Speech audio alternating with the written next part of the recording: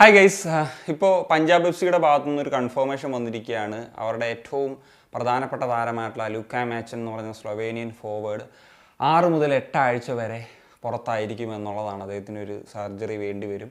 ആ ഒരു Rahul K P ആയിട്ട് നടന്നിട്ടുള്ള ആ ഒരു ഫൗളിൻ്റെ ഒരു ഇൻസിഡൻറ്റിൻ്റെ ബേസിസിലാണ്. അപ്പോൾ അവരുടെ ഡയറക്ടർ ഇതുമായിട്ട് ബന്ധപ്പെട്ട് പറയുന്ന അത് ഒരു അഗ്രസീവായിട്ടുള്ള അൺവാണ്ടഡ് ആയിട്ടുള്ളൊരു ഫൗളായിരുന്നു എന്നുള്ളതൊക്കെയാണ്. അപ്പം ഞാൻ ഇതുമായി ബന്ധപ്പെട്ടിട്ടുള്ള വീഡിയോ ഇടാൻ തന്നെ കാരണം ഇപ്പോൾ ആ ഒരു ഫൗളിന് ശേഷം അതൊരു എന്താ മാസ് BGM ഒക്കെ കയറ്റി ഒരുപാട് വീഡിയോസും റീൽസും ഒക്കെ സോഷ്യൽ മീഡിയയിൽ കാണാനിടയായി. അപ്പം ഇതുമായി ബന്ധപ്പെട്ടിട്ടുള്ളൊരു ഒപ്പീനിയൻ പറയാനുള്ളതാണ്. അപ്പോൾ ഈ ഒരു മത്സരം ഞാൻ സ്റ്റേഡിയത്തിൽ പോയി കണ്ടിട്ടുണ്ട്. അപ്പം ഒന്നാമത് കുറച്ച് അപ്പുറത്തെ സൈഡിലാണ്. ആദ്യം എന്താ സംഭവിച്ചതെന്നുള്ളത് നമുക്ക് പെട്ടെന്ന് ഐഡിയ കിട്ടിയിട്ടില്ല. പിന്നെ ഈ TV സ്ക്രീനിലൊക്കെ ഇത് ചെയ്തപ്പോഴാണ് കുറച്ചും കൂടെ ഒരു വളരെ റഫായിട്ടുള്ളൊരു ഫൗള് അവിടെ സംഭവിച്ചു എന്നുള്ളത് മനസ്സിലായത്. പിന്നെ കുറേ നേരത്തേക്ക് ലൂക്ക മാച്ചൻ ഇങ്ങനെ ഗ്രൗണ്ടിൽ അനങ്ങാതെ കിടക്കണം.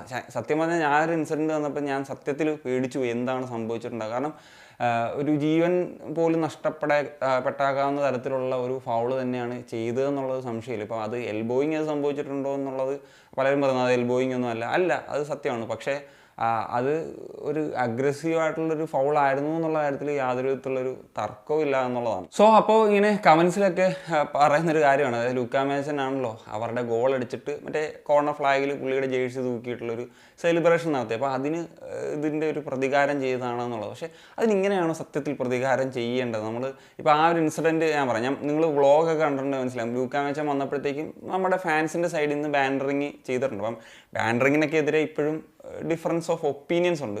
സോ ഇത് ഇപ്പം എനിക്ക് തോന്നുന്നില്ല ആ പ്ലെയറൊന്നും അങ്ങനെ ഒരു ബാൻഡറിങ് ചെയ്തതിന് ഒരു എതിർപ്പുണ്ടാകും എന്നുള്ളത്. കാരണം എന്ന് വെച്ച് കഴിഞ്ഞാൽ ആ ഒരു ബാൻഡറിങ് നടത്തി ആ ബാൻഡറിങ്ങിനെതിരായിട്ടാണ് ലൂക്ക മാച്ചൻ ആ ഒരു ഫാൻസിന് മുന്നിൽ ആ സെലിബ്രേഷൻ കാണിച്ചത്. പുള്ളി ഗോൾ അടിച്ചു. അപ്പം പുള്ളി പറഞ്ഞത് പുള്ളിക്ക് ഇങ്ങനത്തെ ബാൻഡറിങ് ഒക്കെ കിട്ടുമ്പോൾ പുള്ളി കൂടുതൽ മോട്ടിവേറ്റഡ് ആകും എന്നുള്ളതാണ്. അപ്പം പല പ്ലെയേഴ്സും ഡിഫറെൻറ്റ് ഇതാണ്. ചിലപ്പോൾ ചിലവർക്ക് അത് ഭയങ്കര ഡീമോട്ടിവേഷനും ഭയങ്കര ഒരു ബുദ്ധിമുട്ടും ഉണ്ടാകും, കളിയിലേക്ക് ബാധിക്കുന്ന തരത്തിലും. ചില പ്ലെയേഴ്സിന് അതൊരു മോട്ടിവേഷൻ കിട്ടുന്ന തരത്തിലേക്കൊക്കെ വരുന്നൊരു സാഹചര്യം ഉണ്ട്. അപ്പം മുമ്പ് ഈ പറഞ്ഞ പോലെ ബാൻഡറിങ് സംഭവങ്ങൾ നടന്നിട്ടുള്ളതാണ്. അതിപ്പം നമ്മുടെ ഈ KBFCയുടെ ആകുമ്പോഴാണ് നമുക്ക് ഈ പറഞ്ഞ പോലെ വീഡിയോസ് അല്ലെങ്കിൽ നമ്മൾ സ്റ്റേഡിയത്തിൽ പോയി കാണുന്നതുകൊണ്ട് ഇതൊക്കെ അറിയുന്നത്. ഇതൊക്കെ ഒരുവിധം സ്റ്റേഡിയംസിൽ നമ്മുടെ ഇന്ത്യയിൽ തന്നെ എല്ലായിടത്തും നടക്കുന്നതാണ്. അത് ഏത് തരത്തിലും ഹോം ടീമിനൊരു സപ്പോർട്ട് കിട്ടുക എന്നുള്ള രീതിയിലാണ്. അപ്പം ഇതിന് ഉള്ള ഒരു മറുപടിയാണ് ഒരാളുടെ ജീവൻ തന്നെ കളയാവുന്ന തരത്തിലുള്ളൊരു ഫൗള് ചെയ്യുന്നു അതിനെ സപ്പോർട്ട് ചെയ്യുന്നു എന്നുള്ളത് എനിക്ക് തോന്നുന്നില്ല. ബാൻഡറിങ് ചെയ്യുന്നു, തിരിച്ച് പുള്ളി ഇത് ചെയ്യുന്നു, അപ്പോൾ തിരിച്ച് ബൂ ചെയ്യുന്നു, ഇങ്ങനെയുള്ള കാര്യങ്ങളൊക്കെ നടക്കും. അതൊക്കെ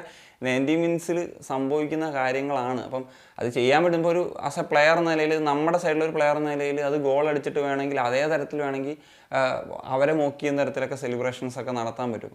ഫുട്ബോൾ കൊണ്ട് തന്നെ നേരിടുന്നതാണ് അതിൻ്റെ ഒരു ഉചിതമായിട്ടുള്ള പരിപാടി എന്നുള്ളതാണ് തോന്നുന്നത്. അല്ലാണ്ട് എനിക്ക് തോന്നുന്നില്ല ഇങ്ങനത്തെ ഒരു ഭയങ്കര ഒരു, ഞാൻ പറഞ്ഞല്ലോ ലൂക്ക മാച്ചൻ കുറേ നേരം ആ ഗ്രൗണ്ടിൽ കിടക്കുന്നുണ്ട്. അപ്പോൾ സത്യം പറഞ്ഞു കഴിഞ്ഞാൽ നമ്മുടെ ഉള്ളിലൊരു ഭീതി വരുന്ന തരത്തിൽ വരെ കാര്യങ്ങൾ മാറി. അപ്പോൾ ചിലവരൊക്കെ പറയുന്നുണ്ട് ഇത് രാഹുൽ കെ പി ചെയ്തുകൊണ്ടാണ്. പുള്ളിക്ക് ഇപ്പം കേരള ബ്ലാസ്റ്റേഴ്സ് ഫാൻസിൻ്റെ ഇടയിലാണെങ്കിലും അങ്ങനെ ഭയങ്കര ഫാൻ ബേസ് ഒരു ചില പ്രശ്നങ്ങളൊക്കെ ഉണ്ടല്ലോ. അപ്പം അതുകൊണ്ടാണെന്നുള്ളത് അത് ഇപ്പോൾ എനിക്ക് തോന്നുന്നു ഏതൊരു പ്ലെയർ ആണെങ്കിലും ഒരു ചെയ്യാൻ പാടില്ല. അത് നമ്മുടെ ടീമിലാണെങ്കിലും എതിർ ടീമിൽ. ഇപ്പം ഞാൻ വേണമെങ്കിൽ ഇത് നിങ്ങളൊന്ന് ഫ്ലിപ്പ് ചെയ്ത് ചിന്തിച്ച് നോക്കുക. അപ്പം നമ്മുടെ ടീമിലെ ഒരു പ്രധാന പ്ലെയർ, അത് നോവയോ അല്ലെങ്കിൽ ലൂണ ആരോ ആയിക്കോട്ടെ, അപ്പോൾ ആ ഒരു താരത്തെ എതിർ ടീമിലൊരു പ്ലെയർ ഇങ്ങനത്തെ ഭയങ്കരമായിട്ട് ജീവന് തന്നെ ബാധിച്ചേക്കാൻ തരത്തിലുള്ളൊരു ഫൗള് ചെയ്യുന്നു. സോ നമുക്ക് ഈ ഒരു പ്ലെയർ 2-3 മാസം മിസ് ചെയ്യുന്നു സീസണിൻ്റെ ആദ്യത്തെ മത്സരത്തിൽ എന്ന് പറഞ്ഞു കഴിഞ്ഞാൽ നമ്മൾ എത്രത്തോളം ഫ്രസ്ട്രേറ്റഡ് ആവും, നമുക്കത് എത്രത്തോളം വേദന ഉണ്ടാക്കും, ആ പ്ലെയറിനെ അത് എത്രത്തോളം ബാധിക്കും. അപ്പം ഇങ്ങനെയൊക്കെയുള്ള കാര്യങ്ങൾ അപ്പം ഒഴിവാക്കേണ്ടത് തന്നെയാണ്. രാഹുൽ ഇപ്പം തീർച്ചയായിട്ടും ഒരു സീനിയർ ആയിട്ടുള്ള പ്ലെയർ തന്നെയാണ്. അപ്പം ഫോർ മീ അത് ഒഴിവാക്കാവുന്ന ഒരു ഫൗള് തന്നെയായിരുന്നു എന്നുള്ളതാണ്. അപ്പോൾ ഇതിനെതിരെ ഇനി എന്തെങ്കിലും നടപടിക്രമങ്ങൾ രാഹുലിനെതിരെയൊക്കെ ഉണ്ടാകുമെന്നുള്ളത് നോക്കി കാണേണ്ടത് തന്നെയാണ്. ഞാൻ ആ നടപടി വരുന്നതോ അതിന് ഇത് കാർഡ് കിട്ടുന്നതോ ആ കാര്യങ്ങളൊന്നും അല്ല ഇവിടെ ഡിസ്കസ് ചെയ്യാനായിട്ട് ഉദ്ദേശിച്ചത്. ഇത് സെലിബ്രേറ്റ് ചെയ്യപ്പെടേണ്ട ഒരു കാര്യമാണോ എന്നുള്ളതിന് എൻ്റെ ഒരു ഒപ്പീനിയൻ പറഞ്ഞു എന്നുള്ളത് മാത്രം. അത് നിങ്ങൾക്ക് നിങ്ങളുടേതായിട്ടുള്ള ഒപ്പീനിയൻ ഉണ്ടാകും. അത് നിങ്ങൾ വിശദീകരിച്ച് എന്താണെന്ന് വെച്ച് കഴിഞ്ഞാൽ ഉറപ്പായിട്ടും നിങ്ങളുടെ അഭിപ്രായങ്ങൾ കമ്പോസിൽ രേഖപ്പെടുത്താം. അത് നമുക്ക് ഡിസ്കസ് ചെയ്യേണ്ടതാണല്ലോ. അപ്പം മറ്റൊരു വീഡിയോ കാണുക. ശനിയ.